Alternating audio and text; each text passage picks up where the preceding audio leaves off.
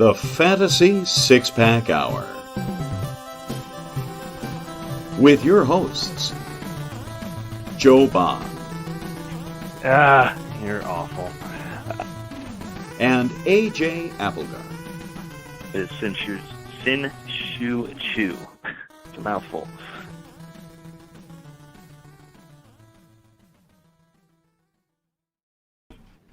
All right. Welcome to the Fantasy Six-Pack Hour. My name is Joe Bond, founder of FantasySixPack.net.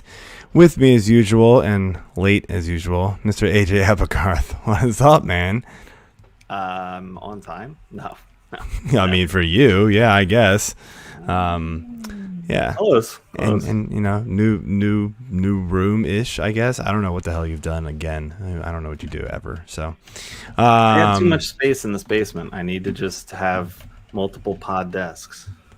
You could just keep the same thing as always, so we don't have to worry about it anymore.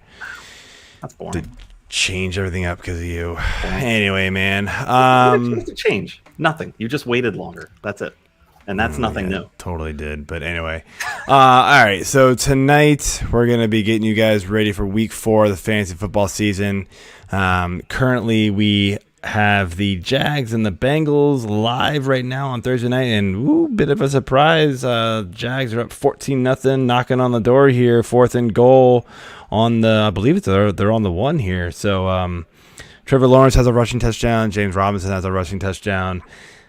Bad news, DJ Shark fractured ankle early in this game. So, yeah, that's brutal. That sucks. And did literally somebody just get in here? Oh, no, they knocked him down at the inch line, man. So, Bengals hold tough there. Stop Trevor Lawrence on a little sneak, and it's going to stay 14-0 likely going into halftime here, barring some sort of crazy, late second quarter play here by the Jags defense. Anyway, before we move on here, we want to remind you guys to subscribe, follow us on that YouTube channel, not Periscope anymore. So, if you guys are following me on YouTube or on Twitter, sorry, thank you. Also follow the F6P Twitter. And then, we're on iTunes, Spotify, you name it. Go ahead and follow us and give us those ratings there. We appreciate all your support. AJ, I feel like you've got something to say. I always do. I always have something to say. You should know that by now. And that something is to talk about our friends at Manscaped. Tonight's podcast is supported by them yet again. We have the Lawnmower 4.0. You don't want to use it on the face. I know I need to, but that's a horrible idea. This is for one thing and one thing only. Your gonads and your strife, okay? I know that's two things. The boys downstairs. Whatever. It's now one thing together, gonads hyphen strife, okay? Funny story. Oh, good Lord. Before the Manscaped came along in my life, had a little bit of a bad time sometimes hacking away at the forest, the fro, whatever you want to call it. I was using the old 2-blade straight razor, and that I would say wasn't cutting it, but it actually cut quite a bit of skin. Not so much hair, but skin. So the lawnmower is something you need to get to keep that from happening. Go out, get it. Use our code here. It's going along the ticker on the bottom. You get 20% off and free shipping. Use the promo code F6P20. Go get yourself some Manscaped. Join the world. Your balls will thank you. Absolutely. 100% agree there. But, alrighty. So we are, like I said, we're going to be ready to get you guys for week 4 here. We're going to be talking some early season disappointments, and man, there are it is very plentiful here of all the guys that we can talk about here. But we have a list, and then we're going to rip through the injuries and then finish things off here with our week 3 DFS plays. And let's bring in the first of our guests here, Mr. Dan 30 from Beer Fueled Fantasy. What's going on, man? What's going on, gentlemen? Glad to be here. Thanks for having me on. Absolutely. Yeah, absolutely. And then let's bring his partner in crime here, Mr. Chris Hopper, who's just oh man, I was like, where'd he go? I saw him like in the corner. I wasn't sure what was gonna go on here. But, love an intro. That was good. That was a good intro. I like that. I'm not gonna give Chris Collinsworth a run for his money anytime soon, but you gotta try it out when you get a chance. Someone will meme it for us. Man, that's good. That's good. I like it. I like it, man. Split it and ran into the dabble wall. in Photoshop, so I'm sure I can work something out for that as well. That's great. That was good stuff, man. So Chris, how you doing, man? I am doing fantastic. I'm excited to be here. Appreciate you guys having us on, and I was really sympathizing with AJ there for a bit about using a potato peeler to shave his junk before he found Manscaped. It was rough. It was a rough go. It sounds like it. Was living on ramen and still beer, Ow. but old Milwaukee. Is that man. is that beer? Yes. I thought it was like old No. stale piss water or something. I'm not really sure. I what mean, that is. they sold it for 21 and older, so I figured it had to have some alcohol in it. But Let's hope so. yeah, I'm trying to remember if I actually poured that on the wound to help clean it out. Maybe. Oh, Lord. maybe not. I don't know. It improved the taste. I would Yeah, not. probably did. It improved the taste. Yeah, it might have. All right, guys. Well, A little taste of myself. so we like to start things off here with a segment that I'm sure you guys will be very happy to join in, and that is our beer of the week. Beer. All right. So since I introduced Dan in first, Chris, I'll let you introduce your beer first. All right, so I'm drinking some beer from Triptych Brewery. They're out of Savoy, Illinois, which is essentially champagne. So I have Mirai. It means beautiful future. This is a lager, sparkling lager, that is in conjunction with Japan House. So kind of your lighter beer. It's rice and barley and hops. So you're Beer. Bud Light. Good. It's a beer, right? It's Bud Light, Yeah. exactly. But it's way better than Old Bud Light. Milwaukee. So, I wonder if they use yeah. it right. I don't know if we do like reviews or anything later, but I mean, if you want to review it now, feel free. that's just how we Probably do. won't come back to it. I'm not gonna lie. Yeah, that's just how we do. It's very clean, very crisp, very light, very refreshing. Has a little bit of a cider aftertaste to it, kind of, which I think is where the sparkling comes in. But yeah, if you ever get the chance to buy anything from Triptych, they do good stuff. Good stuff, man. All right, Dan, you are up next. What you got? I am drinking the brewery that I work for. I'm drinking Distills Wild Sour Series. This is the Cranberry Creek, something that they used to put out in distribution that have since taken it out because they like to rotate their products in. Wild Sour Series is a very popular series. Likely get them 38 states. So if you have a chance to pick up some Distill, my most biased opinion. Sounds like it. No, good stuff, man. I'll definitely try to. I'll keep a lookout for that. AJ, what you doing? I'm going back to my good friend, the Disco Alien IPA, All right. Blue Earl It's a good one. Brewing, out of Smyrna, Delaware. Hi, I'm in Delaware. It's brew for your soul, though. City and color. So that's Hello, I'm in good. Delaware. Yeah. I gotta do the Wayne's World shout out with my name. So there's that. Fair enough. So enthusiastic. And all right. So I'm drinking an that was Aslan in Brewing Company beer. It's called Picnic, and there's a bunch of like ants on it. It's kind of a freaky looking can, actually. Yeah. So, but it's a double IPA. I believe. Where's the percentage on this one? I don't even know now. I'm gonna guess 8.6. Probably close to that. That's a good guess. Yes. So Mine is also a double. 9.4 actually. Wow. So I was gonna say, so I'm not gonna get into details. Let's just say my house is falling apart, and so is my car all at the same time. It feels like so. My life has not been a picnic lately, so I felt like I needed to drink a beer that was a picnic. So there we go. That's finest. Yeah, it's yeah. So Do you have one hand in your pocket? Gonna and be the other enjoying. holding a cold beer on it? I'm Isn't Al it Bundy. ironic? Yes. Yeah. So no, it's a good one, man. I gave it a 4 on Untapped. I enjoyed it. It's your pretty standard double IPA, which I just enjoy in general. So a lot of them get 3 3/4 and 4s and 4 1/4. So there you go. All right, guys. Story. I have to throw this gosh. in there since we were Do just we? talking about Ironic and Alanis Morissette.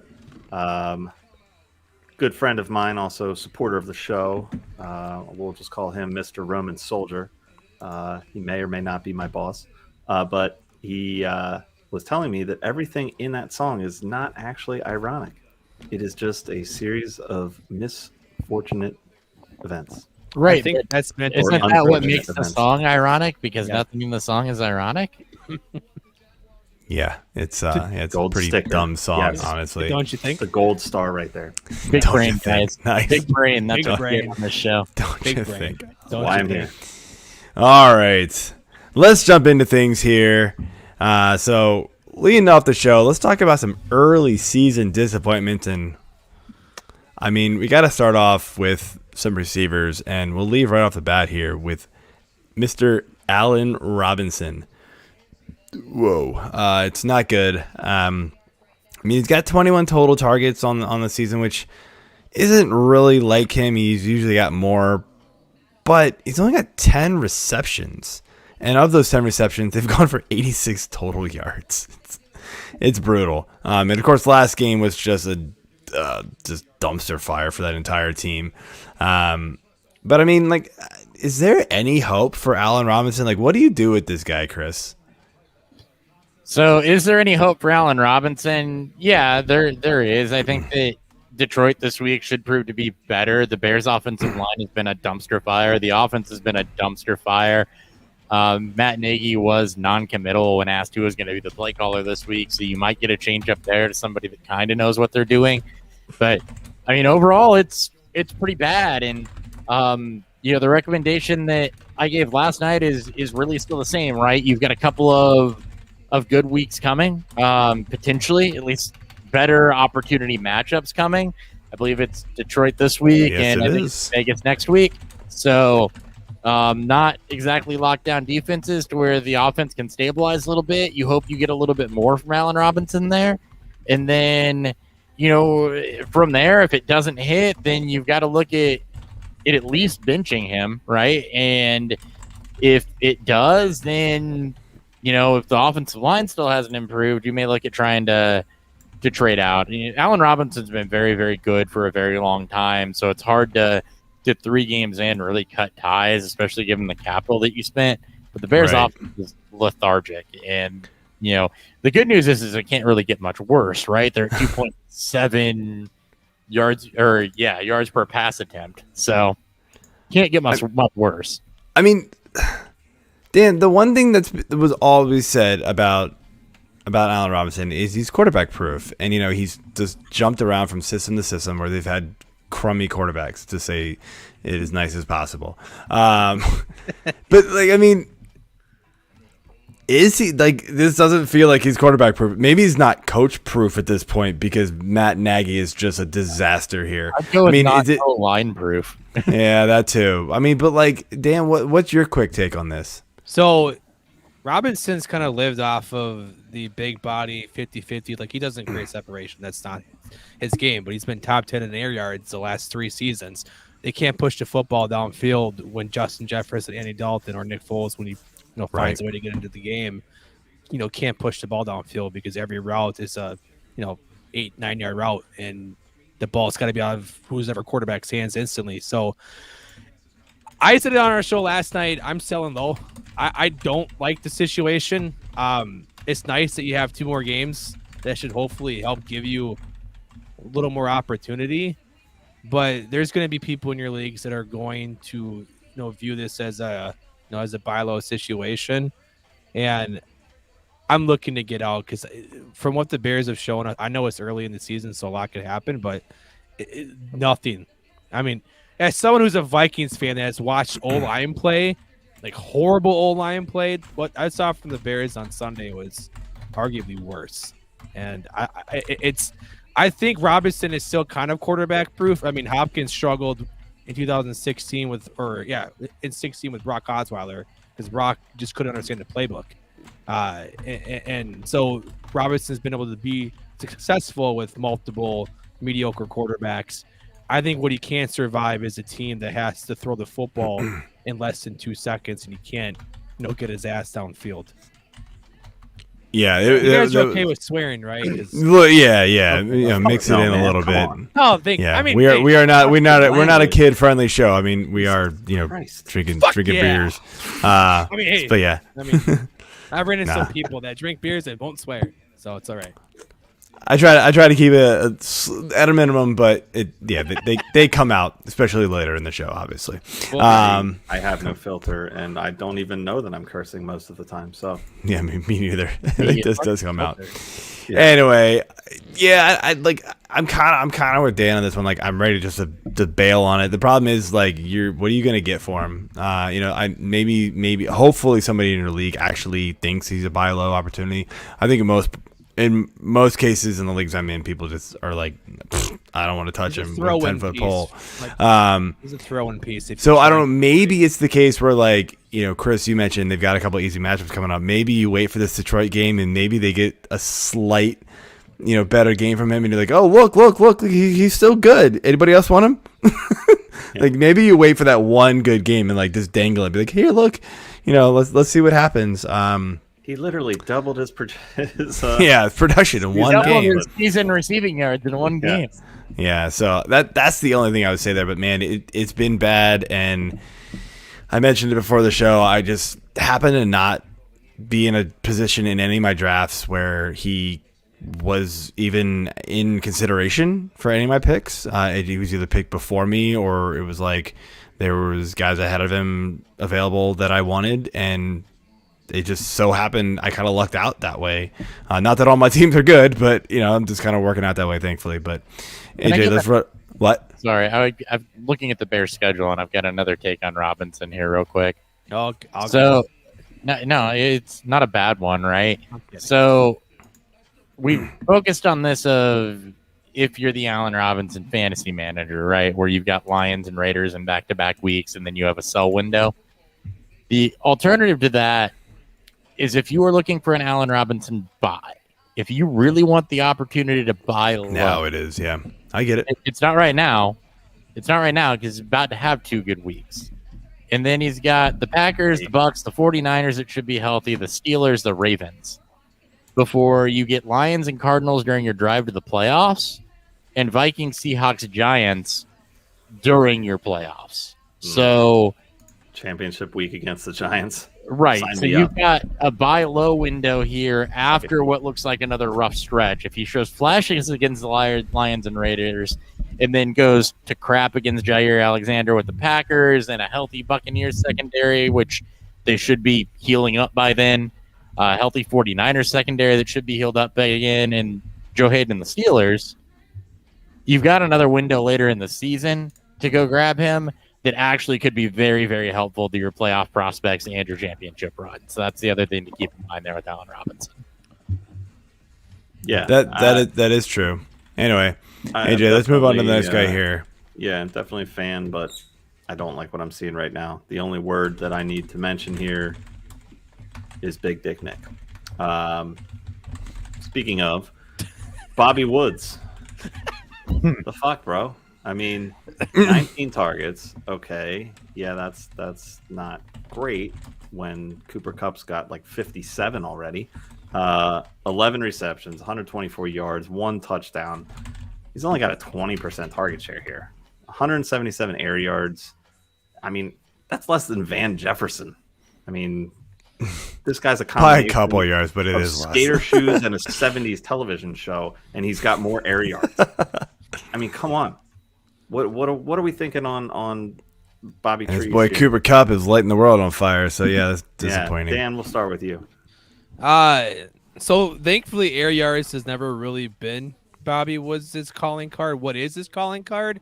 His yards after the catch, in which right now he ranks 72nd, which is 25. It's been top 10 for 5 years straight. You mentioned target share. That's the lowest it's been since 2016 when I believe he joined the Rams. Look, the Rams are 3-0, and I'm sure Bobby Woods himself is very much happy letting his boy Cooper Kupp operate and kill secondary set the way that they had. Thankfully, they finally get the Cardinals, so this is again another good week, just like with Robinson, that you should hopefully see the correct game script to work in his favor, where you have both prolific offenses have no issues entering in a shootout. Now, you look at the pace of play, they're only averaging 31 pass attempts per game. And when you factor in Kupp getting about 25% of those, you have the rise of Tyler Higbee. You have Van Jefferson, who is easing into that Josh Reynolds role from his past couple of years. And they still have Deshaun Jackson. So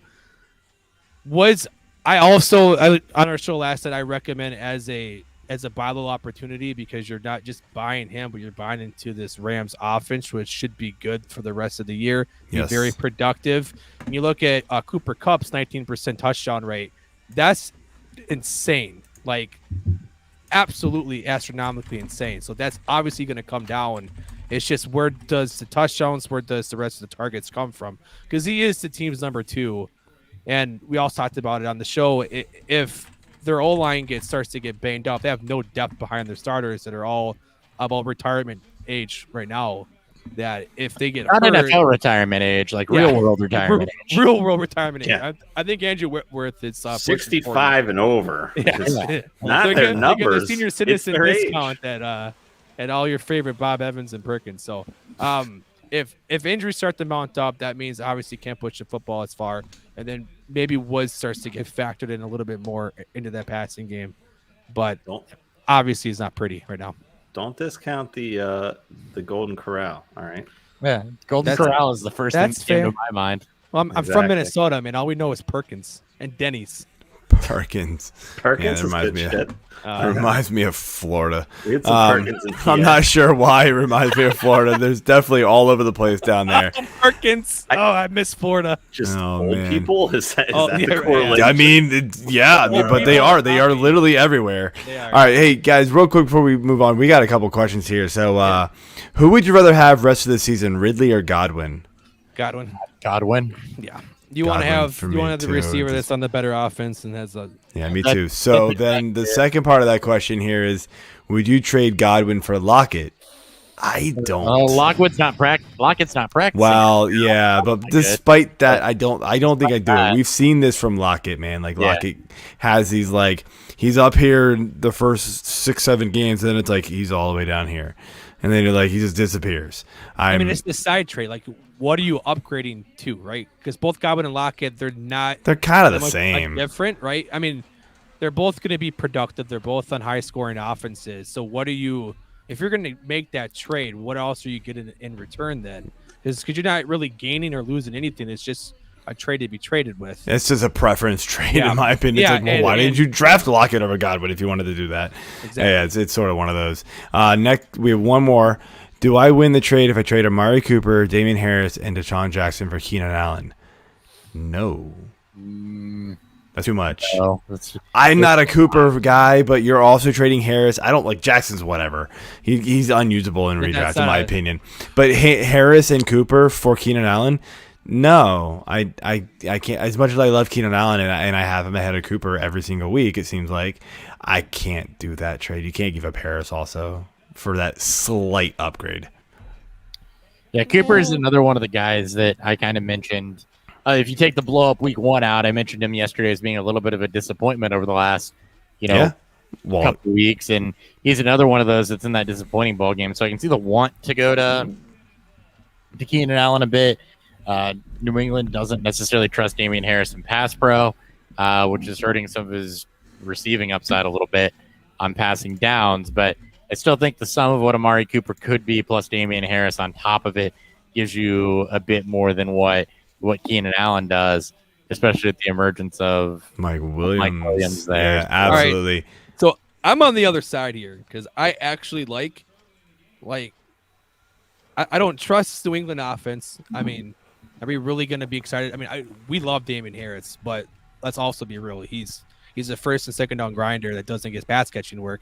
An offense that's going to be bottom half in the league in scoring. So touchdown Yeah, upside really I get isn't it. there either. And then with Amari Cooper, I mean, we can talk about injury history, but with Dallas's defense improving, Dak doesn't need to throw as much. And you have the emergence of CeeDee Lamb. You'll get back Michael Gallup. You have 2 competent receiving tight ends. You have the emergence now of Tony Pollard. With Keenan Allen is respect to Dalton Schultz and that. hey, they got. I mean, he had 2 touchdowns last Monday night. I mean, I'm not going to touch him, but the guy is getting. Speaking of tight ends, Speaking of touchdowns, CJ Uzama. yeah, Uzama. Crap. Oh my God, why? All right. So, anyways, Wow. Keenan Allen. gotta love a There guy we with go. initials. Just saying. It's true. I mean, They I don't know if always he won the find a way trade, but I to do stick like it it. in. Look at me. Look, I don't like Amari Cooper. I'm not a fan. That's not a secret on this show. He is like he's one of the most inconsistent, high-profile receivers I've ever seen. And you're getting one of the most consistent receivers year over end. Even I with the get it. emergence of Mike Williams, look, he's second look. target. I'll say this: if you are stacked at running back, which I don't know if a single No person one's is right stacked now, running back. No one. exactly, which I don't know if a single person is right now, I would do the deal. If you need Harris in your lineup most weeks, more than not, then I don't think you can do it. I mean, Harris Allen isn't that big of an upgrade over Cooper, in my opinion. Like Allen's safe. He's gonna score you. You know, if it's PPR, he's gonna score you 15 to 18 every week. Fine. Cooper can do 4 and then 24. That's what he does. So I get it, but I don't pull the trigger unless it fits. You know, if it fits your team. So that's all I can say. But let's move on here. Next guy here, we'll move over to some running backs. We got Jonathan Taylor. Thomas, talking home improvement again. home improvement. The home improvement show. Yes. It. Should I put the banner up and go over? No, just kidding. So we've got 42 rushes on the year, which sounds pretty good in 3 games. Honestly, he's not, though. 171 yards rushing. He's the snap share between him and Hines. It's 50% to 44%. You know, and we all know he's just not really involved in the passing game. That's all Nyheim Hines. So, Chris, what's your thoughts here with Taylor, and can this get better? It can get better, and it should get better. The efficiency, at least last week, was there. Not so much the first couple weeks. He's getting involved in the receiving game, though, which is something you did not see last year. A little bit more, but it's still not his game. Like, he's not going to be enough. Got 11 targets Not to going to the- be enough to swing it, in my opinion. He's got 11 targets to the first 3 weeks. I mean, it's better than it has been. It's not all going to Nyheim Hines. You got to figure the touchdowns are going to come for him. And the biggest thing for me with Jonathan Taylor, though, is other than trying to find somebody that's willing to buy low right now, what do? You're not going to replace him through the waiver wire. And there's so many other running backs that are in this tier of I'm going to give you 50 to 60 yards and a couple receptions a week that what do? You might be disappointed by the draft capital, but there's really only a handful of backs that you can look at and say that's a clear upgrade. Yeah, Dan, any quick thoughts? Because I got something I need to say on this one real quick. Oh man, you can go ahead. So my one, and you just got to hope that the coaching staff gets smarter. I watched last week's game, and this wasn't a blowout, even though it ended up being like a 12-point game or whatever at the end, but it wasn't a blowout. They were down by 1 point in the third quarter. They got within the 5 or 6 yard line. They threw the ball 3 straight times. Carson Wentz's yard per attempt last week was like 3.5, and Taylor's yard per carry was like 6. It was insane. Then they did it again in the fourth quarter, and yes, they were down 9, but it was like the beginning of the fourth quarter. They threw 3 straight times. 0 points out of 3 points out of both of those red zone attempts there. They gave the ball to Jonathan Taylor 0 times. Thomas. That's so stupid. Like, and that worries me. It's like, what is the coaching staff thinking? Carson Wentz was also coming off of those 2 bad ankle sprains, and he's still going to have them this week. They're not going to go away. They're going to take time to recover fully. That worries me that they do that. Like, it's so I'm not like off of him. I think I would think they're gonna wise up and give Jonathan Taylor the ball, but it's just Thomas. Yeah, shut up, guys. Throwing me off here. Anyway, That was the one thing that like stood out to me when I wrote his name down was just the lack of use. I mean, he only saw 10 total carries last week. That's crazy, and it wasn't a blowout game.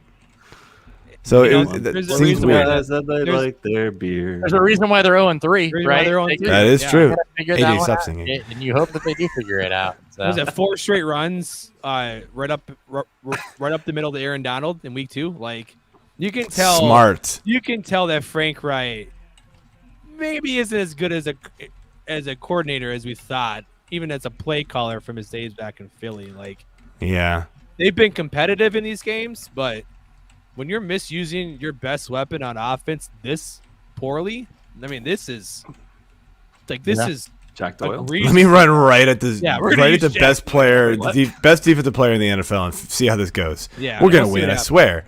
Yeah, no chance. But anyway, Dan, any quick thoughts on this one before we move on? You know, just like my co-host said, what else are you gonna do? Like, you have to ride out. Yeah. So I'm like, you're not gonna unless you drafted like Swift. Like, you can't. It's kind of lucked out. Yeah. There's some other guys. There's no actual way you can avoid this because of what you spent for them and I agree. What else is out there right now? You also have to assume Quentin Nelson's going to get healthy at some point. He's been a little banged up to start the year. Was in training camp, so probably rushed him back like they did Wentz. So. Yeah, that'll help out. All right, so we have another question here. Start 3, full PPR: Zeke, Harris, Swift, or Jonathan Taylor. Whoa, how in the hell? This is when you can sit Jonathan Taylor. Right? I say everybody but Taylor at this point. Yeah, it's got to be Dynasty. There's no way. Number 1 and 2 in routes run and targets for running backs on your roster, Najee Harris and Swift. I mean, Zeke is just a cherry on top. Yeah, at this point. You're spot on. If you've got Najee Harris and Swift, and that's what pretty a great good. Question right as we're talking about Jonathan Taylor. How can you sit Jonathan Taylor? This is how you can fucking sit Jonathan Taylor. No kidding. Yeah, that's a good one there. So I'm going to move on to the next one here, and it is basically the entire Atlanta Falcons offense, but we're going to look at their stud offensive weapons here. Calvin Ridley. I'm just going to rip through a bunch of stats for all these guys, and you guys can comment wherever you want to. It doesn't matter. But Calvin Ridley, the targets are there, 29. That's great. The receptions, fine, 20. Not where you really want them to be, but 175 yards and only 1 touchdown. This is not what we expected out of a top 5-6 receiver drafted in the league coming into the season. Kyle Pitts was, a highly touted tight end coming out and was drafted sometimes as the 3rd or 4th or 5th tight end, sometimes in the 3rd or 4th round, which was, in my opinion, kind of crazy. But he's 7th in tight end targets in the league, which I guess is fine. And he's essentially the wide receiver 2 on this team, especially in targets. But, I mean, perhaps he can't really cut it as the second weapon for an offense yet, or maybe it's not quite his fault. You guys can talk about that. And then Mike Davis, shockingly splitting the backfield with Cordell Patterson, 36 to 21 carries, 137 yards, 0 touchdowns for Davis, though, unfortunately. And then 17 to 15 targets. He's got 14 receptions, which is nice, but also 0 touchdowns. I mean, just quick thoughts, where does your brain go on this one immediately, Dan? Well, you have one of the worst offensive lines in football, so you take the biggest benefit you get from Calvin Ridley and his ability to work downfield and create separation. You have to tighten that up, and now he's getting like his career low is in ADOT and yards after the catch and yards per reception. Pitts, like, historically great prospect, but I mean, rookie tight end, he has to step in and fill these quote-unquote Julio Jones shoes on an offense that is completely out of whack and out of sync. And for Mike Davis and Patterson, I mean, Patterson's the more athletic between the two. Davis is just big, and he has a complete profile, or he can handle all 3 downs of work. But Patterson's just a better athlete, and you have an offense that is easily bottom 5. Hopper and I both predicted this would be one of the worst offenses in football. So you're looking for the production, or you're looking for your points based off of production, and when you can't get downfield shots, you're going to lose those big plays from Ridley, which is what he lived off of his first 3 seasons. I agree. Hopper, any other words or No, Dan totally stole my thunder on the offensive line point because I made Sorry, it. Boo. No, that's I think where a lot of us were gonna go. I made that point last night, and I was totally gonna let him take the Mike Davis riff because he had he's just a guy comment. He just hit on all of it, so I don't got anything else. Other than the stat to back that up, I think Matt Ryan is something like 27th in protection rate in the Number league. 30th, 67.7%. Yikes. It was really low, 67.7. It's really bad. Pretty bad. I mean, Yeah. he is. I got a it's line not, problem. It's not Chicago Bears bad, but when you can't let your best receivers at least work a little bit downfield, what do you expect? It's the same thing we said about Robinson, right? He's quarterback proof, but he's not O-line proof. Not a lot of receivers are O-line proof when you got to not a lot of players that are O-line proof, you know. True story. Yeah. Yeah. Same with the Especially O-linemen quarterbacks. stuff. Yeah, right. Except for Lamar Jackson. Yeah. So the only thing I want to add on this is that there's no I in team yet. Somehow there's 2 eyes in Pitts, and there should be 2 eyes in Ridley. I'm just editing openly. So we'll move on to another 1 eye and 3 E's. George Kittle. What in the hell are you talking about? I don't know. I need more I feel beer. like this is alphabet soup. I'm trying Jesus. No. I don't know what's going on here. I got him. I'm picking up what he's putting Were you down. guys sent the agenda? Yeah, I'm looking at it. Did I spell it wrong? My bad. Damn, No, he's counting typing fast. He's counting the amount of letters of I's in their names. Not like in conjunction. Yes, with but each other. in the agenda with our notes on it, Pitts is Pitts. Oh, I was gonna say Kyle then Pitts doesn't have Calvin 2 I's Ridley in his name. Calvin he Ridley doesn't. does. Kyle Pitts. Oh, whatever. Shut up, AJ. Why don't you make the agenda for once and shut the hell up? Anyway, moving on. I'm busy. George You're Kittle. not. I'm fucking busy, man. Lazy is more like it. Anyway. Nope. Second on the team in targets. Ooh, bourbon with sounds good. 18 total. Shit. Can I talk? Yeah, go ahead. Far man. cry from what we usually see out of Kittle. I mean, this was borderline 2-3 tight end coming into this year. And I mean, he's fallen out of that. I feel like he's out of the top 10 for what you would have expected right now. And talk about draft capital. If you went after one of the top 3 tight ends and didn't get one of them, then you're settling for Kyle 2 Eyes Pitts. You wanted Kittle, but you had to get the 2 Eyes. You're not wearing an eye patch there. 15 receptions, 187 yards, no touchdowns. Chris, what the hell is going on here? They have no running game, by the way, because everybody's dead. Jerick McKinnon, the ghost of Jerick McKinnon, has crawled into each one of their jerseys and somehow played it down where they got injured. Is this Space Jam 3? Did you just like It's Frank Gore trying to siphoning all their got abilities to injured. play? Frank Gore's one of the most. Frank Gore never durable got injured. players He was of all always time. great. I know. That's what I'm saying. They're going to end up signing him, too, if they keep What They is might as dead may well. never They might- die. yeah, he'd be better than who's left. Shit. What is dead He's may got never die. That's what it steel is. kneecaps. Now, the And- George Kittle thing is one of the most perplexing things. I think one of the reasons is that Dan makes this point a lot. I'm going to steal it since he's Go ahead, stealing man. the offensive line point, which is you have not seen a Brandon Ayuk, Deebo Samuel, and George Kittle all healthy at the same time over the last. Boom. Yeah, Nailed it. Ayuk was drafted. You have not. Nailed it. And now they're all healthy. So you've got Deebo Samuel getting double-digit targets. You've got Brandon Ayuk getting target volume. And suddenly George Kittle is not. And it's because you've got a couple of better offensive weapons on that team than George Kittle. The first couple of games they're facing tougher pass rushes. Kittle is one of the best blockers in the league.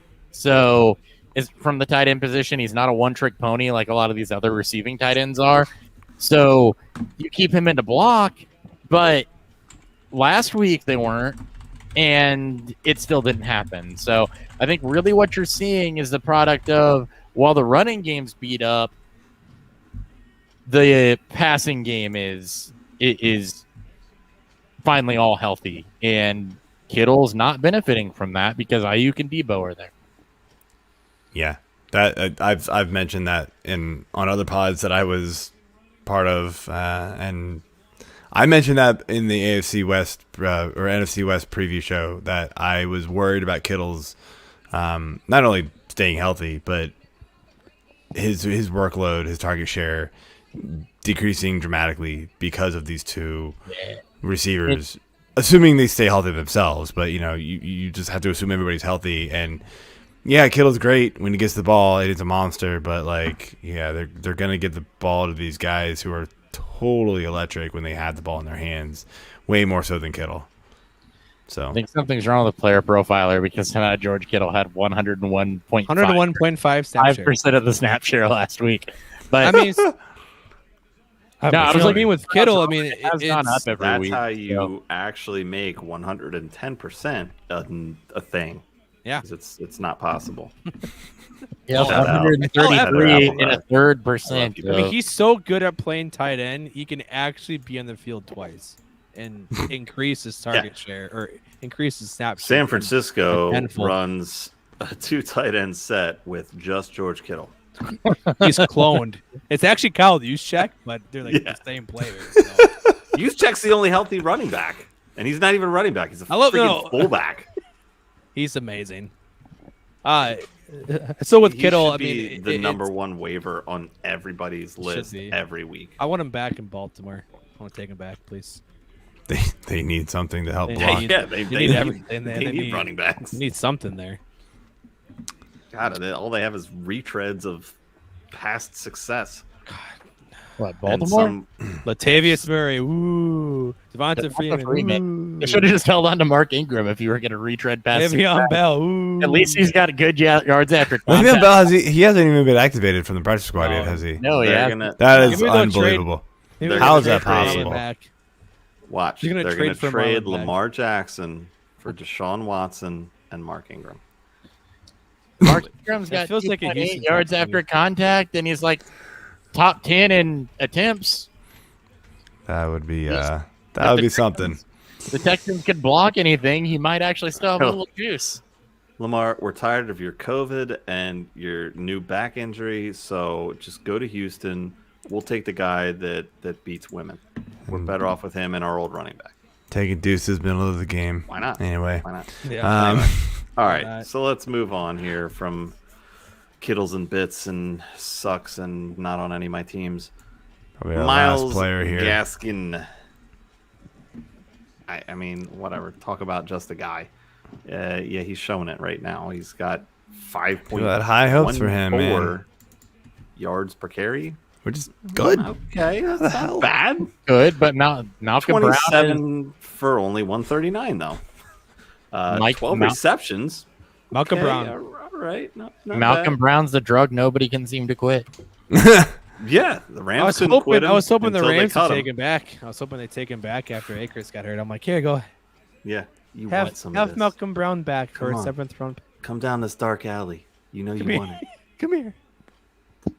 Oh, didn't Mixon get in? Oh, please tell me you got a touchdown. I thought he did. Oh, that looked like he was in. Wow, that He was. fought his way in. That was a hell of a run. First of all, Oh, Knees not down. And, yeah, he's down. down. and Burrow just Oh, He barreled his from way in. Yes, him? he Of course did. All right. Anyway, so Myles Gaskins, guys, like, what do we do here? Like, this offense is 16 pretty. targets, This offense fourth on is the struggling, big time. So, like, is it just a product of the offense and they can't really stay on the field, or like, what do we do here with Gaskins? Because, like, I think we all think the guy has talent, and we've seen it. And yards per carry is amazing here, but So he's Kenyon Drake. remember that thing I said about Jonathan Taylor? So he's Kenyon Drake. It's kind of the same thing, right? You got a guy that's getting 10 carries a game and 50 yards on the ground and a couple receptions, and what do you do? Because that's the running back dead Start zone that you have to Yeah. play at some point. But what do you do? The problem here is that they can't quit Malcolm Brown. Myles Gaskin's been good. He's a 7th-round pick to the NFL draft, right? I mean, you're not disappointed by getting anything out of a 7th-round pick in the NFL draft, especially if you're playing Dynasty and believed in Myles Gaskin the whole time. Not going to name names, but that might be myself. But for whatever reason, Malcolm Brown is a little freaking cockroach that just always Little He's the new cockroach. Frank Gore. He's the new Frank gets Gore. big touches from somebody. I mean, it's not. Interesting. I mean, he's averaging 5 targets per game. He's got 12 catches on the season. He's been productive-ish. He's just not getting enough touches. But you also got him as a 5th, 6th round pick. You took that risk on him. I was pounding the table for him. I know Hopper was. There's a lot of people that wanted Myles Gaskin because they didn't draft a running back. They didn't bring any high-profile names in. And you thought that he'd be good enough to hopefully supplant and, break away from Malcolm Brown. But the Miami offense has been pretty suspect. Gaskin has 1 red zone carry. If you can't, put a stranglehold on the pass catching work and be hyper productive with it, you better get some of those goal line touches. And he's got 1. Yeah, that's not his game, but yeah, you need him to get out in space, and I guess with Waddle there and some healthy receivers, they're not going to use him like they did last year, where they pretty much had Parker and nobody. So I guess maybe we should have expected this a little more, but you would think they would run with him more with 5.14 yards per carry. Like, I don't understand what coaches are doing. Like, Coaches don't understand what guys, like, hello, he's actually running the ball well. Like, go. Same thing with Jonathan Taylor. It's like, damn it, what the hell's going on here? Like, At least Jonathan Taylor would make more sense. He's big and fat. At least Myles Gaskin, you drafted 5 rounds later. That's very, very true. That's very true. But he's still a disappointment here. And so we ran out of time. We had a couple guys here: Myles Sanders, Chenault, and Robby Anderson. Guys, want to pick one of those and just speak on them? Chris, I'll let you go first. I was gonna let Dan go first. So All right, well, fine, Dan. Myles Sanders. I wanted him to be able to talk about Myles Sanders. All right. We'll go with the other running back that has been woefully underutilized as well. He had 7 touches this past Disgusting. game. He had 2 carries in a game that, yes, they were a bit out of hand there, but he's also their best playmaker, at least He can catch the ball. top 3. He can. Don't understand. He can. I know. But, you bring in Jalen Hurts, who is. I know very mobile Gainwell can do it. quarterback. But come on. Oh God, I love Gainwell. I do too, but like Sanders can make plays wherever you get him the ball. And this comes down to the poor, the poor play calling, the poor, just the misutilization of him as an actual player and playmaker. Hurts. I think it looks like it's so discombobulated out there when they're playing that I don't think they know what they're doing. Jalen Hurts it's been when he drops back, it's almost like he's so quick to run because there's very little protection, and they're just with Philadelphia they're just not calling enough plays for Myles Sanders. I mean, like you guys said, he's been somewhat productive when he's got 5.2 yards per carry as well. Like the guy, when he gets the football, it's been there, but although that Burrow touchdown was called back, it was Oh, was it? All right. Yeah, I'm just seeing that. All right. So Chris, you got Chenault and Anderson. Oh, God. This is never quick with you, AJ. Shut the fuck up. Go ahead, AJ. God, No. opening a new beer, Ant-Man. You take away Myles Sanders' long of 24 yards. I didn't watch what you were doing because I'm reading I love stats. these arguments. it's my You take away his 24-yard rush, and that leaves him with 1 rush for 3 yards. Gainwell had 1 rush for 2 yards. 3 goddamn rushes? That's got to be a fucking record. If it's not, call fucking Guinness. Call the Hall of Fame. We were just there, Joe. What is Guinness going to do? Are they going to pour me a pint? I hope Guinness so. Book of World Records. Do you know nothing? Hello? Yeah, they can pour you a pipe while they're Oh explaining my how this gosh. is the worst goddamn record that they're adding to their freaking repertoire here. Touchdown, Joe Mixon. Both Right. of these guys had People could be happy 3 again. receptions. How the fuck do you call a game where you're running the ball 3 times with your running backs? When you go down 20 extra round. I within don't the first care. like I quarter do and a not care. half. You don't abandon the run that fucking much, okay? That's just absurd. If you hadn't figured it out yet, That's worse than Chicago AJ's an Bears Eagle, bad. AJ's an Eagles fan, so we're just gonna move No, I'm on. not. Chris, No, I'm who is yeah, you're not anymore. Yeah. Chris, who's the guy Don't mind that the B-dog. Chenault or Anderson? Real quick. I want to take Robby Anderson. Yep. So Good. Yeah. I was glad. yeah, Robby Anderson's a guy that I've stumped for in the past. And look, first couple games, Robby Anderson came over and had a great year. First year at the Panthers. You know who wasn't there most of the last year at the Panthers? Christian McCaffrey. McCaffrey was there the first couple games. He gets hurt last week, but against the Texans, they don't have to throw a ton. You got a new quarterback in there in Sam Darnold, who's got some rapport with DJ Moore. And I think Robby Anderson has a chance to turn this one around a little bit. Like I said, down Can't get any worse, right? He's Well, going to be it great in the playoffs. No, it You know can't that. get worse, but he's got Dallas, Philly, Minnesota coming up. So Well, games that should be a bit closer. You'd expect, especially in the Dallas game, that DJ Moore is probably going to draw Trayvon Diggs. So, and with CMC out for the next couple weeks, which we'll get to here in the injury news a little bit, you're going to have to figure something else out because Chuba Hubbard and Royce Freeman are not Christian McCaffrey. So you get a little bit more of what you got last year where Robby Anderson's going to have to get involved. yeah, I would agree with that. I still, maybe if you have him, you hold on to him, or if he's on the waiver wire, you pick him up for these next few I'll take a games while flyer on the McCaffrey waiver is wire. out. Drop I off. don't think I'm trading for him, and you obviously can't trade him because he's not going to do anything. No. If he has a blow up game this week, I think I'm going like anybody with Robby Anderson, take him off my hands, please, bye. Because Christian McCaffrey's coming back, and you hope he's got to be healthy. The one thing that really worries me about McCaffrey is that. Or Robby Anderson, is when McCaffrey went out this past game, he saw 2 targets. McCaffrey went out. It was against Houston. A game that they were already winning, and that we all Game that knew. they were already winning. He against. saw less targets than Hubbard, Dan Arnold, and Terrace Marshall. Dan Arnold's not even on the team anymore. It's so good. Yeah. He's so good. Oh, he got who? traded. Wait. No, they No, traded you Dan were Arnold. right. They this traded week. Dan Arnold this week, though. This week. Yeah, he was in the game, but That they was a traded He him. was in the this week. game.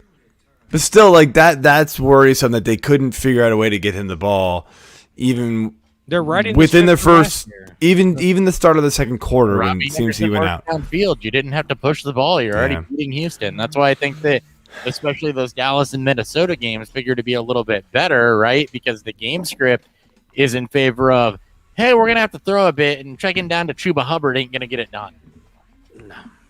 Anyway, I mean, I don't think it's going to get it done against Dallas. No, Hell, Dallas' Philly can't defense even is very run good. their. Dallas the is secondary is pretty good. way man. That's Dallas That's I know the Phillies passing game isn't great, but man, their secondary looked phenomenal. I did not realize how good the Dallas We secondary made was. them look even better than It's they all were. good. Yeah, he had a lot of Diggs is passes so thrown good. behind. Trayvon Diggs is playing Yeah. out of his freaking Trayvon mind right Diggs now, is and that's why I'm amazing. not on He's DJ Moore this awesome week. right now. Yeah, I can agree with that. All right, man. Let's rip through some injuries here. So we'll stop and pause on some of the bigger ones that actually I think have impact. We got Lamar Jackson here, like questionable with a back, but he's gonna play. Carson Wentz questionable with the ankle. Dalton questionable with a knee, which of course we just have no idea, as you guys alluded to here earlier on. We have no idea who's going to start this week for them. Big Ben probably going to play, but dealing with that pec injury. Running backs. So you guys mentioned CMC out. He's out for at least a few weeks here. So Chris, you want to finish that thought though? You mentioned that you don't think Hubbard is going to be a good fill-in this week. Not against Dallas. No, Dallas's defense is playing out of their mind right now, right? And you're not really able to run the football against them. The offense is able to put up points, so it's a negative game script thing. Yeah. Chuba Hubbard this week. I think that as long as McCaffrey's out, you're going to have to watch. This is a good week to watch Chuba Hubbard and Royce Freeman and see if there's a clear discrepancy or a clear back that looks better out of the two, right? But, you've got better games coming up before McCaffrey gets back. I mentioned Philly and then Minnesota. This is a week where it's time to just kind of sit back and watch what those two backs look like. But Dallas this week is not the time to play that. They have yet to give up 100 rushing yards to a team this season. Yeah, I gotta agree with that. I like that. Moving on here, we got Dalvin Cook questionable with an ankle. He's been limited in practice, so maybe he's leaning toward playing, but it sort of scares me there. I guess Saquon Barkley on the injury list as always with a knee, but he'll be good to go. DeAndre Swift questionable with a groin. It sounds like he'll be good to go. Melvin Gordon questionable with ribs. Is this a fairly new one, AJ? You wrote this list. Is this one that was like later in the week? So this one kind of popped up here. So this is something to watch out for here. Today. So this would be a good one to watch, like especially later in the week. Like if he isn't good to go, I think Williams is a smash, like DFS, like plug and play here. Just for value play, really. We got Agnew coming through with a catch. Look at that shit. Working the sideline too with that toe drag. Nice. Anyway. Tony Pollard, questionable undisclosed injury apparently, so we'll see what's going on there later. I'm sure we'll get some updates. Yeah, that just means that the team hasn't released it, so nobody has any idea. No. And then unfortunately, James White, he's out with a hip injury. Carted off the field last week. He's done for the season. He's done for the season. That's unfortunate because he's a huge weapon for that team.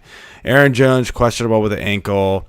We got Jonathan Taylor, questionable with a knee injury. And then Antonio Gibson was one today, questionable shin injury.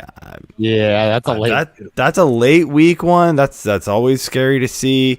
I mean, JD McKissic. Dan, I mean, are you like, especially in like DFS, like if Gibson's out, are you like just gonna automatically plug in McKissic and or at least plug him into a bunch of your lineups? I mean, he's 5,000 right now, DraftKings, which is the 1 point PPR format. It's Atlanta though.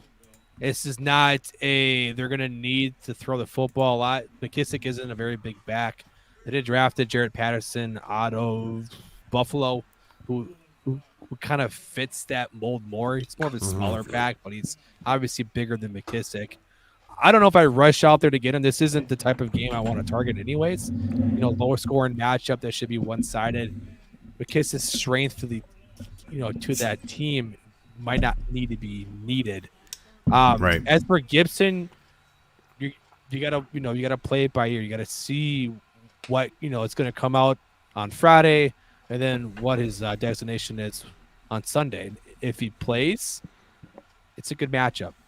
Yeah, no, I like it if he plays, and I wouldn't play him in DFS though. I wouldn't. I kind of stay away from like injury-ish players, unless they're like cheap. But he's not. And bad games for scoring. So we have another question, and I swear I'm not planning these. It just so happens to involve the player that we're talking about. It literally came in 10 seconds ago. So we got, which side is better in this trade? Gibson, Thielen, and Fant, or Stephon Diggs, David Montgomery, and Logan Thomas?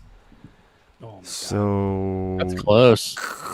I'm breaking it down by pieces, right? I like Gibson a little bit more than Montgomery, but they're pretty neutiral. I like Diggs over Thielen rest of the season, and probably Fant and Thomas are pretty neutral too. I think Diggs over Thielen is your tiebreaker there. Yeah, that's what I was gonna go. I was gonna go with the Diggs side.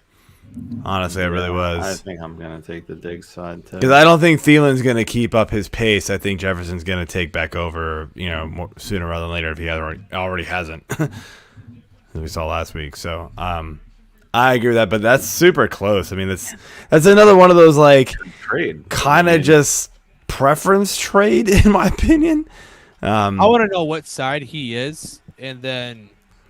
You'd love to see like the full rosters and see like who's doing what, but like it's always hard to get. But what is the main reason for? I mean, obviously, if you're buying low on Diggs, I trade. I think that might be isn't gonna be.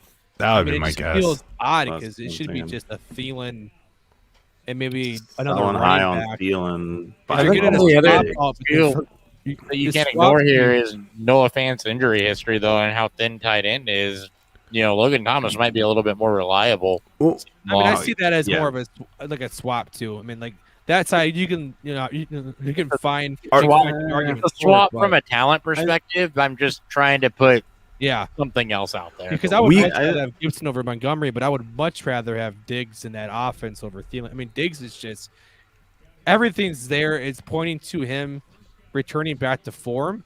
It's just Buffalo is getting back into the swing of what their offense was last year. So it sounds like we're all Diggs side. Well, you know what? I might backtrack on this just slightly, and I just thought about something like how bad did this Bears offense look last week? And I get we all think it's going to get slightly better, but like David Montgomery could literally just be a total dud the rest of the year because of how bad this offense is going to look. And we all mentioned how bad the offensive line looked. Nick. But nobody's gonna outplay this offensive line, not consistently. If it's gonna be that bad, nobody's gonna play. The offense stay on the bench, Big Nick. The offense has been bad for better. 3 It's healthier weeks, for you. It is, but I mean, they were at least an average week and a terrible week. So he mentioned his 2 starting running backs are Kamara and Swift. My 2 starting receivers are Keenan Allen and DJ Moore. He's got Gibson at his flex. So basically, he's trading Gibson for Diggs. Then I do it. I do it. In that case, I do it, and it's half PPR, but still. So in that case, I do it. It doesn't matter at that point. I mean, in that case, I do it. You're upgrading your flex massively. Yep, I agree. Yeah, I agreed. Do it, man. Yeah, you only start Enjoy. 2 receivers. Yeah, 10 start. 3. Absolutely. All right, man. Let's finish off here with the running back injuries, and then AJ, you can pick it up. So we got Josh Jacobs for the Raiders, questionable with a foot injury. He's still not practicing, so sounds like we could get another Peyton Barber week. Any chance, Chris, that we get Peyton Barber. another Peyton? There was a video. Hold on. There's a video on Twitter today of Josh Jacobs going like nearly full speed. We just got updates on granted I use like the sleeper and he's still app. not going to get used in the passing game. It does. And Sleeper app sucks for news. I'm sorry. No, it doesn't. It does. Updates better than most things. I feel like. Use my fantasy life. I mean, it was Twitter, but I use both, but they just mentioned how he didn't practice today again. Where did I see that? Has Josh Jacobs questionable from midnight. He's not going to hesitate putting Peyton Barber in a primary role. Yeah, he's not straight up not practicing right now. Josh Jacobs participated in practice Thursday, a good sign for his week 4 prospects. 10 hours ago, Sporting News. Why did they say... There were videos of him... All right. Then the sleeper app is bad because they say don't see Raiders running back Josh Jacobs at practice today. 8 hours ago. Might know a thing or two. I don't know. This was 9 hours ago, too. All right. Josh Jacobs returns to practice. Raiders... No, all right. Then the sleeper app does suck. Then fine. Josh Jacobs returns to practice. All right, fine. So anyway, moving on here. Then all right. So Darrell Henderson is questionable with ribs, and then the San Francisco backfield. We'll just move on. AJ, just go back. Fire away, bro. I just said basically everybody because they suck right now. Yeah. I just moved on from that one. Not a former Baltimore guy. Use check. All right, we got D-Hop. Questionable with ribs. We got Russell 12 gauge shotgun, questionable with an ankle. We got Darnell Mooney. Here's my butthole. Questionable with a groin, too much tummy sticks. OBJ from Cleveland is questionable with a shoulder. MSV questionable with a hammy. Will Fuller is questionable with a chest, probably because he actually played last week, so his heart grew 3 sizes like the Grinch. And now he is having palpitations or something. I don't know. But it was expected he'd miss at least 6-7 games. We got the New York Jets tandem of Crowder and Eli Moore, questionable with a groin and concussion symptoms, respectively. And then we've got Julio down by the Schoolyard Jones and A.J. Brown. Both questionable. We got a leg for Julio. We got a hammy for A.J. Brown. Deontay Mike Johnson. Shout out Scott Simpson.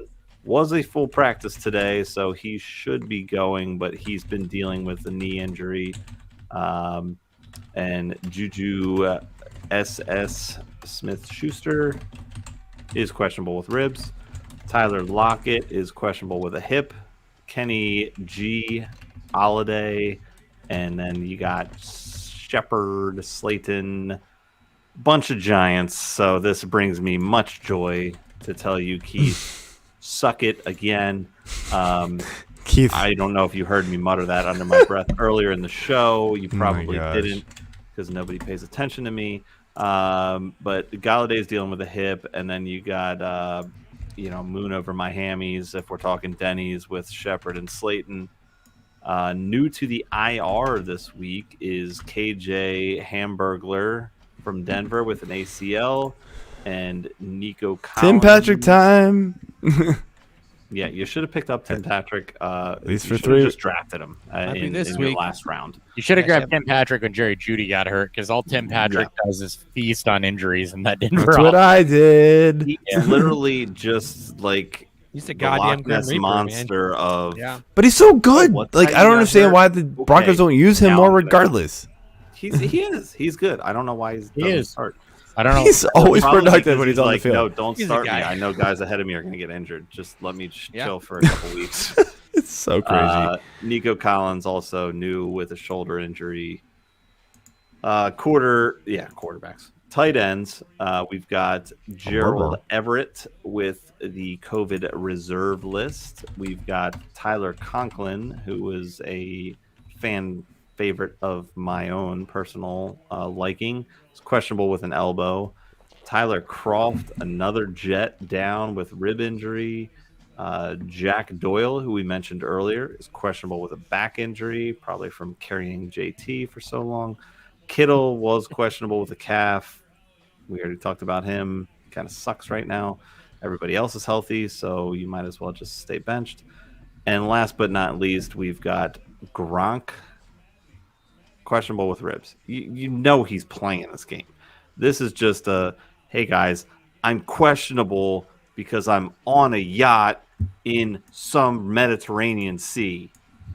He thinks there's multiple Mediterranean seas, probably. Him and his pit vipers are coming back.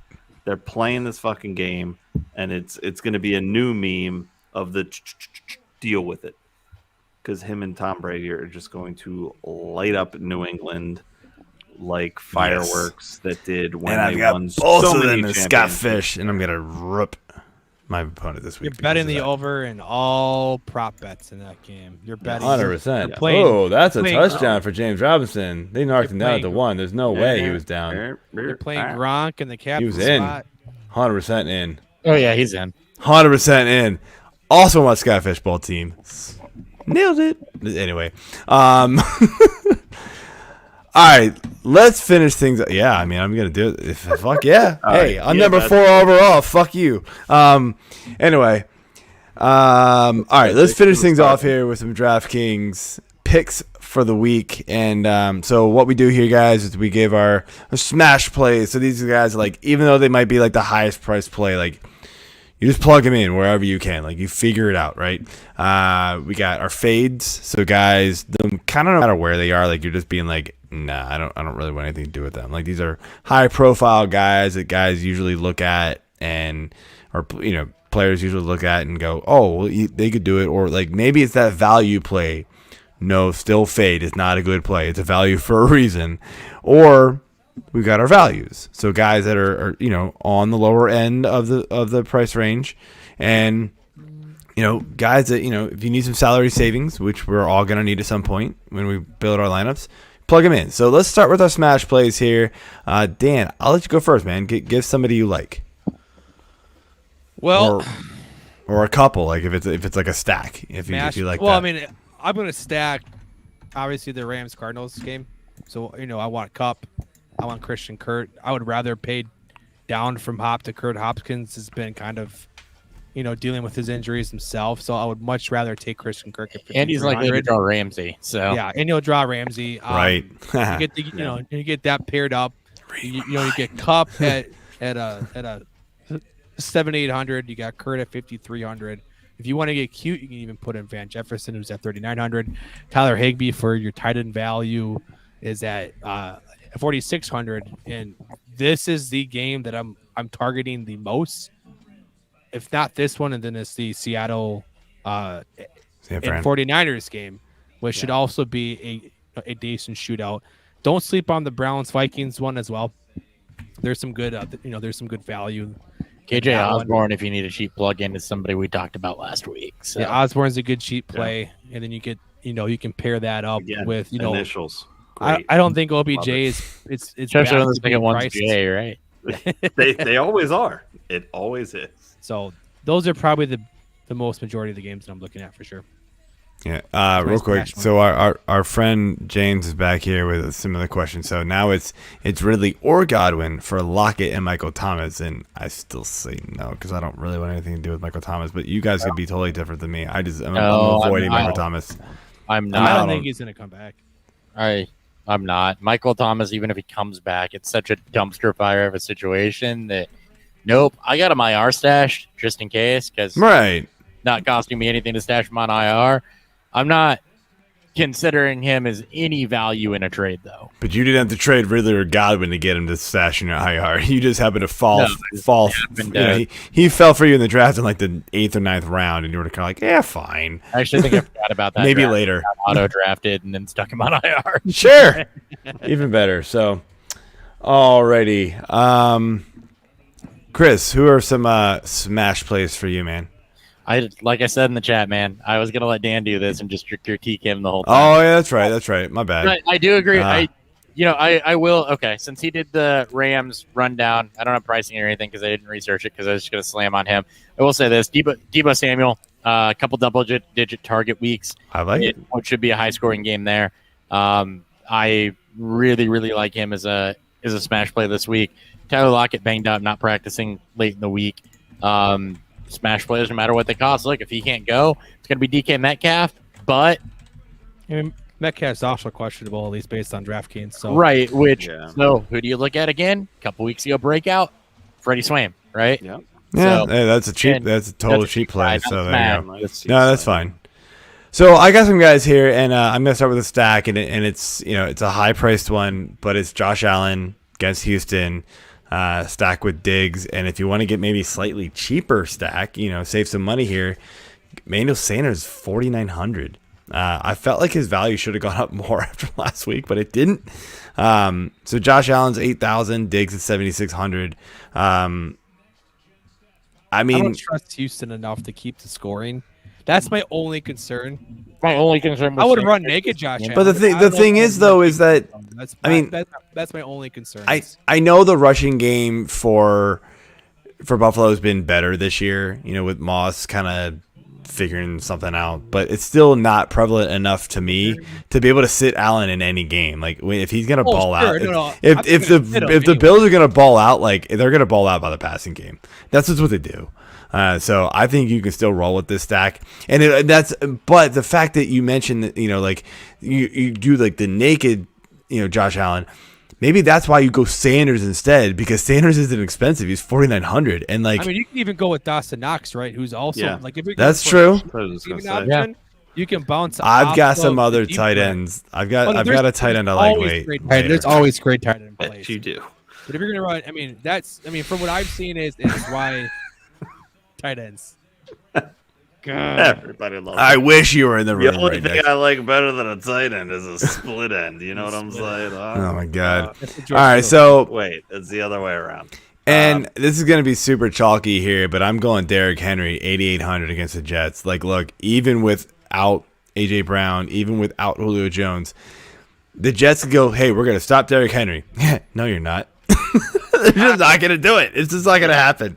Derrick Henry's going to smash, even probably more so without those receivers there. So you're going to have to bring back Fire Marshal Bill. Or it's going to be insane. He's going to get every single snap. But they're going to be like, not Tannehill. We don't even need Bill. Fireman Ed. It's going to be wild. Same thing. I'm gonna have way too much Derrick Henry this week, and it's just gonna be disgusting. By the way, I'm now prepared for the next time you ask me. I actually pulled up DraftKings so I can do this on the fly. You're fine. You're fine. So I will say that we totally botched last week's DFS fade of Josh Allen because he finally decided to show. Yeah, right. It was kind of like, oh, great. You can fade Josh. I mean, Sack the balls. I'm with it, Dan on the game script thing here. Was it the wrong call though to fade Josh Allen? I mean, I don't know if it was the wrong right call.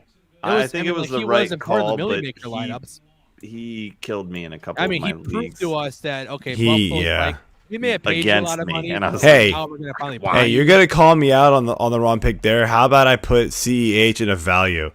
Yeah, I finally got one of those. He's still value. He still is not, but yeah, I don't trust it as not enough this week. Look, I mean, God, both the Chiefs, the little ticker thing just said the Chiefs haven't lost 3 straight games with Pat Mahomes, and they're playing the Eagles. So I'm pretty sure. I'm not going to say they're going to lose, but CEH isn't, smash might not do anything. The glove on the hand cover of the 90s band punkish wannabes. Fuck is their name? Blink 182. Like 3 million of those? Okay. Blink 182, Nurse, glove on the hand. Yeah, that's going to be Pat Mahomes and Andy Reid. Oh, I know what you're talking about. Yeah. The album cover. I got it. Hello. All right. Najee Harris is also smash play. Number 1 in targets once running back. I do like that. Although you do get, we are likely gonna get Juju and Johnson back this week. So like that's gonna take. You're not gonna get. You're not gonna get 19 targets to Najee Harris this week. He doesn't need to get 19. He can get 10. But he honestly, look, Big Ben's titty hurts, so he's just gonna be like. Like lunging it forward. He's a tough dude. Look, he's what, like 46 years old. I like Harris, and I think it's a decent play this week. I just don't think he's a smash play. I think he's like he fits in your lineup. Look, the first 2 games, 3 targets and 5 targets. Last week is on 19. It's ridiculous. All of the receivers got hurt, including Claypool for a portion of the time. Offense in weeks 1 and 2, okay. We're gonna get crazy here. Off season. Hey, Ben Roethlisberger can't throw it more than 3 yards. I totally get it. I totally get it. I totally get it. You don't want Harris. His nose is still fucked up. I like Swift. Look, I can't mention everybody. It is supposed to be an hour show that we're already well over. But it's Terry fine. McLaurin. Terry McLaurin. Okay, fine. I have that one later. So it wouldn't be a show with us if this didn't go over by like. Of course, we always go over, so it's fine. All right, so another smash play I've got at least is Kamara versus the Giants. Like I don't love this Saints offense, but it's the Giants. You gotta love Alvin If Kamara. the Saints are gonna do anything, it's gonna go through Kamara, and I think the Saints figured that one out after week 2 against Carolina. So they've got to keep a team from undefeated season, and will go defeated the entire season of 17 games. Doubtful, but write it down, Keith. They'll probably beat Washington or something. And then I've got kind of it's a cheaper. It's on the not cheaper, but it's in that like mid tier. I feel like smash play, and this is the Cowboys. Dak at 6,700, and then you can stack them with either Lamb or Cooper at 67 or 6,000. Look, I know everybody's looking at this Carolina Panthers defense and going like, "Oh man, they're legit. They're top notch. They're a great fantasy play." Guys, they've played the Jets, they've played the Saints, and they played the Davis Mills-led Texans. Come on, we can't get crazy. And they just lost their top corner, J.C. Horn. So like, I think Dak that's probably where I'm going to build my lineup first, is go through Dak and Lamb and see where I can figure out the rest. See if I can fit in a Henry and other guys, and see if I can fit all 3 of those guys in, and then go cheap on defense, which I'll get to somebody later. But I love that start. You save a little bit of money. You're not having to get the top end quarterback and the top end receiver just to play. You might be able to get another top end receiver like an Adams and a Henry to get those guys and figure something out later. So, what's your all's quick thoughts on that? Anybody? I mean, I've been looking at that game because the game total is 52.5, and the spreads I think just 3. I just had a play. I don't understand why. I think people are overvaluing this Panthers defense, 4.5. and they played trash. But we also, we've looked at Dallas. We know We saw them in week 2 against the Chargers. Every time I don't trust AJ, what are you doing? Every single game that we expected was supposed to blow up, and it never blew up. That's true. And, and now you have to look at this game where if the Panthers are for real, this will either be a defensive matchup where there's not a lot of points scored, maybe a lot of pissed off people, or they'll push the Cowboys into a shootout. They have the playmakers. They obviously lost McCaffrey, and they just moved on from Dan Arnold, but you can throw in Tommy Trimble or even Ian Thomas for whatever he's worth anymore. So there's still weapons there. I've been very confused on this game. I'm not really sure I'm supposed to feel about this game at all. Beat a homeless person with. Yeah, I mean, I like this one a lot, but so some of the fades that I've low ownership, which is what you want. It probably will be, yeah. So some of the fades here. I mean, I probably started with the most obvious one is Justin Fields. Like he's cheap, and I think people are going to try to go back to it because of the matchup. But no, guys, no. You have to wait and see if it actually works out. Nick. Stop it, AJ. Napoleon Dynamite. You mentioned to He's me not starting either. It's Andy Dalton again. Andy Dalton's getting in limited practices. Matt Nagy has a chance. It's Andy Dalton. Yeah. Matt Nagy has no future. Yeah. I'm not going to. There's not very any. There's not any really good. AJ, people said the same thing about me for a long time, and look at me now. I'm eating chocolate chip cookies on the fantasy 6-pack half hour. Hey, man. Hey, we're the fantasy heady 4-pack. He said the fantasy 6-pack half an hour. That was nice. I just caught that. Good work. My other fade here is Lamar versus the Broncos. At 7,500, like Lamar hasn't looked sharp passing the ball. Not that we expect him to. Granted, it should have been much, much better last week, thanks to Mr. Dropsy's Marquise Brown. But still, versus the Broncos, and they are top notch against. They have top notch defense. Great against quarterbacks. I know Lamar's going to get his rushing yards, but I worry that they're going to go, Lamar, you are going to have to beat us with your arm, because they know the rushing game just isn't there like it has been. I think teams are figuring that out, and I'm off Lamar for at least this week. Lamar will beat him with their arm if Marquise Brown could catch a freaking cold, let alone it's touchdown pass. It's going to be Sammy Watkins SZN right now. So, he if you knows this Broncos defense. First game has to play a naked quarterback. Just pay $300 more because he's usually injured during these games. Or pay now into Jalen Hurts. Sammy Watkins ain't it. His first name has too many letters. Probably. My other fade here is Dalvin Cook, and the reason why is because he is still dealing with his ankle injury. Unless you spell it backwards. There's obviously no guarantee he even plays, but even if he does play, I kind of wonder if they're gonna take it easy on him. Madison played really well last week, so they could limit his workload just slightly. Cleveland's been pretty stingy against the run this year, so 8,100 is pretty pricey to me for Cook, who's dealing with an ankle that's not going to be 100%. It sounds like coming into this game. I'll fade Nick Chubb just because I want to say it. Yeah, I don't have any real analysis on it. fuck him. I looked at it because I don't know why I'm saying this. Screw this guy. I mean, I could see it, especially on DK because it's PPR and he just doesn't. Right. He just he doesn't get any of the passing work. So I get it. It's all about it's all about pricing options. If I want to have of course, and a big bruising back that is touchdown dependent, why not pay down and get Jonathan Taylor? Why not pay down and get Carson? Because Cleveland actually uses their running back instead of. Fine, they don't pick up Kareem Hunt for 1,000 less. Fine, no, I love that play. Like that play. I don't really like Chubb either this week. I actually like this game stat more, so I won't play Nick Chubb.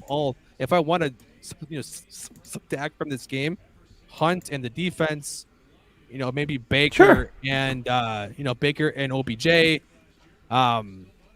who's also come on late if he can get healthier, because you also have great options between Thielen and Jefferson to pair that up, and then not Heineke, and then Conklin potentially as our third spot at tight end if you want a cheap tight end, or as Hopper alluded to, Osborne as well. So I love that. I love that game as a game stack this week. As a lower ownership game stack. Absolutely, yeah. And GPPs, man, like when you got to get crazy, absolutely go that way. Yeah, and I don't think in cash games you can go that route. I think you got to go a little more chalky. There's better in options cash, to go that but- route. I mean, you put Henry in cash. So speaking of values, and you mentioned Heineke. Heineke is my value quarterback this week. 5,900. It's not, not total dirt cheap, but for a usable quarterback, that's pretty cheap. And you can stack him. Like you can stack him with McLaurin, but McLaurin's not really cheap. He's 6,900. No, Whatever. Gronk. Boom. Logan Thomas. Who just said that? No, it's me. Yeah. Gronk. Yeah, Logan Thomas was the guy. So you guys kept mentioning cheap tight ends, and Logan Thomas was the guy. Like, he's not even like the cheapest tight end, but 4,900 is still cheap. Like, okay, you easily plug him in and figure things out elsewhere. So you can get Heineke and Thomas. Thomas is a big red zone threat on this team.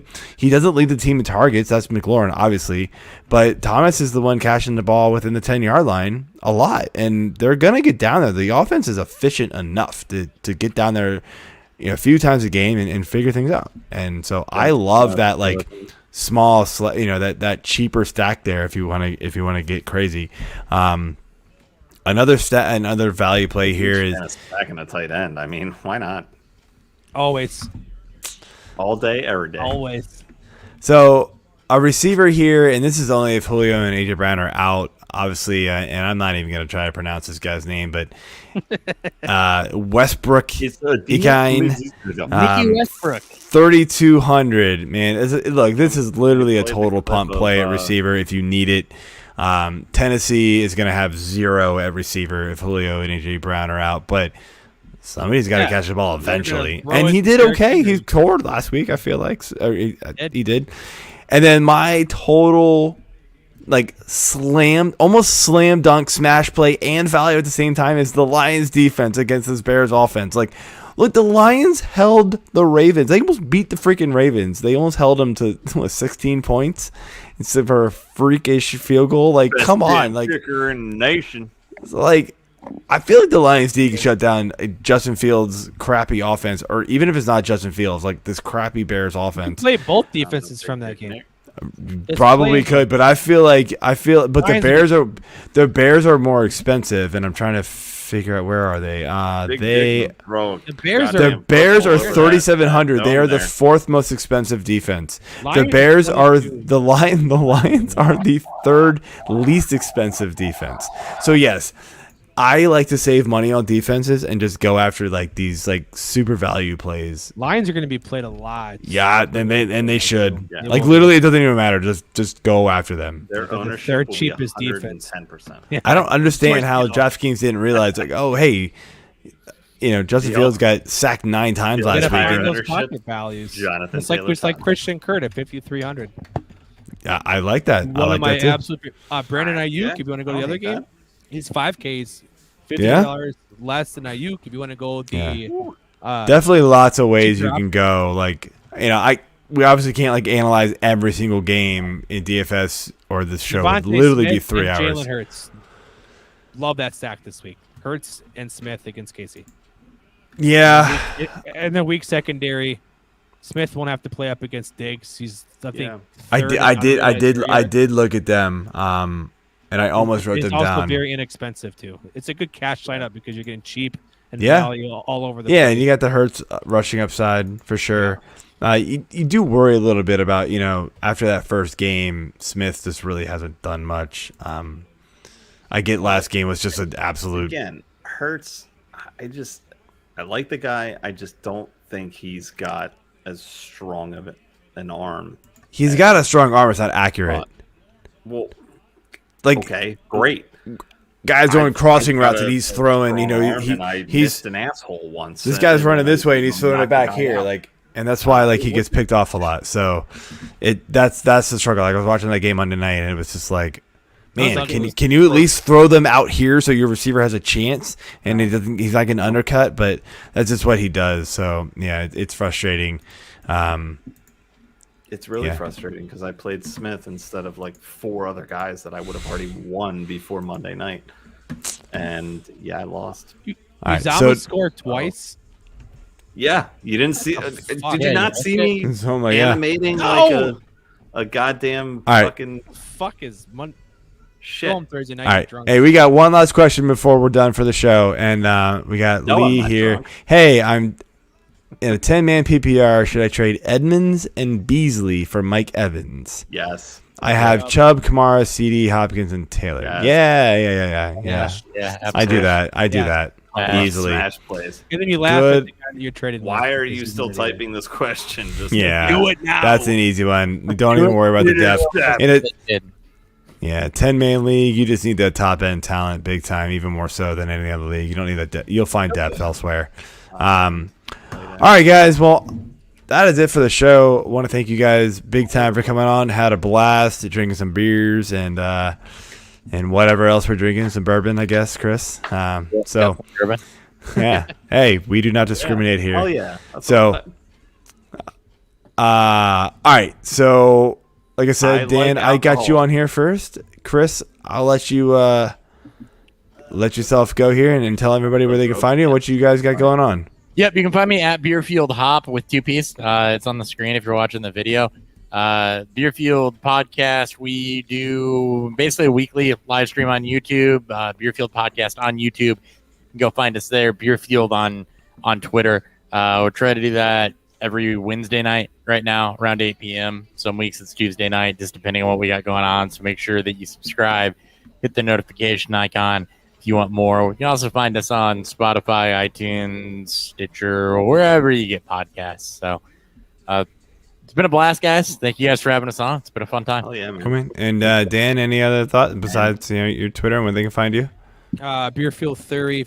If you're again looking at the screen, you can see it on there.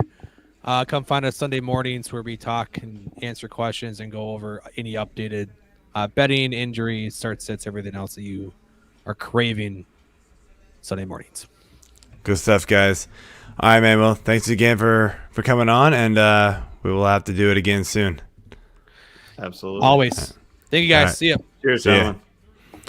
All right, man. So, yeah, it is currently 21-21. It looks like the Bengals got the ball right now, and they're backed up near their own goal line. So, interesting last 5 minutes that's going on here. I did not expect this game to be even close. I thought the Bengals were going to smash them. After last week where they just, absolutely pretty much obliterated the Steelers and embarrassed them.